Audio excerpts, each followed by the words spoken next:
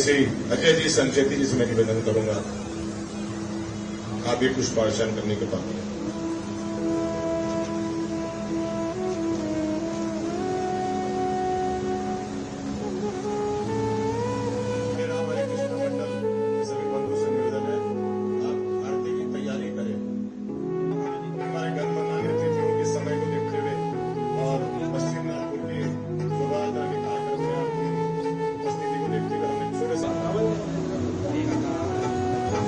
शुरू करें।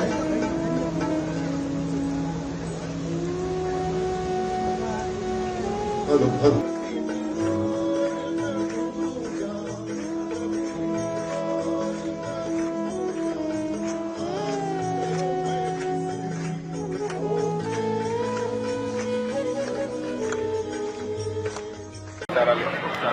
रामनवमी का दिन है, शोभा यात्रा का शुभारंभ हुआ है, क्या शुभकामनाएं? सभी को मैं प्रभु श्री राम जी के इस पवित्र रामनवमी की बहुत शुभकामनाएं देता हूं। मर्यादा पुरुषोत्तम श्री राम जी ने हमारे भारतीय जीवन को हमेशा आदर्श सिखाया है और उसी आदर्श को आगे ले जाने के लिए हम इस पर्व को मनाते हैं। और नागपुर में ये जो शोभा यात्रा है, ये एक देश की अपने आप में बहुत ही अनूठी ऐसी परंपरा है। बहुत ही भव्य और दिव्य शोभा यात्रा यहाँ निकाली जाती है। हर वर्ष हम लोग इस शोभा यात्रा में सम्मिलित होते हैं। मुझे बहुत खुशी है कि हर वर्ष इस शोभा यात्रा का जो तेज है वो और बढ़ रहा है। उसमें जो लोगों की प्रतिभागिता है वो भी बढ़ रही है। मैं फिर एक बार सभी को इस पर्व की बहुत बहुत शुभकामनाएं देता हूं। आज रामनवमीच्या मी तमाम भारतवासियांना शुभेच्छा देतो। मर्यादा पुरुषोत्तम श्रीराम यांनी आमच्या भारतीय जीवन पद्धतीमध्ये मर्यादेचं महत्त्व आपल्याला शिकवलेलं आहे आणि आज नागपूरमध्ये ही जी भव्य शोभायात्रा निघते, देशातली एक आगळी वेगळी अशा प्रकारची शोभायात्रा आहे, एक मोठी परंपरा आहे।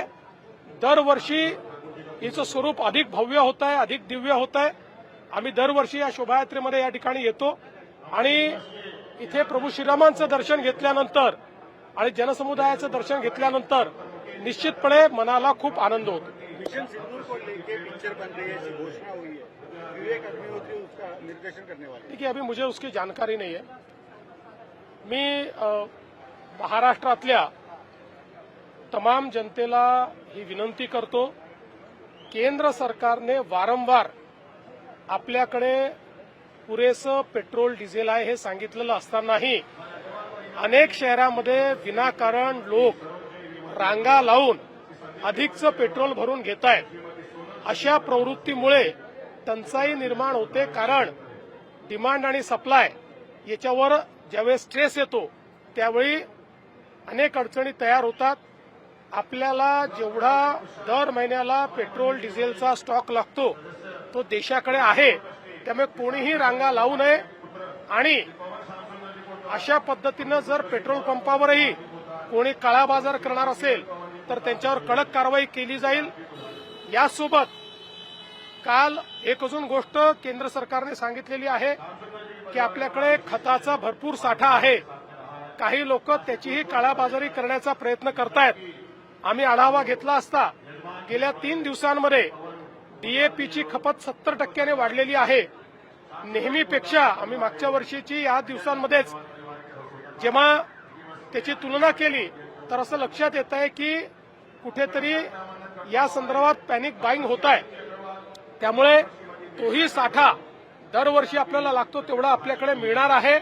कोणी पॅनिक बाईंग करू नये आणि जे पुरवठादार आहेत त्यांनी देखील जर या ठिकाणी त्याचं होर्डिंग करून आणि शेतकऱ्यांना त्रास देण्याचा प्रयत्न केला, कडक कारवाई करून या ठिकाणी फौजदारी कारवाई त्यांच्यावर करण्यात येईल, हा इशारा आम्ही देतोय।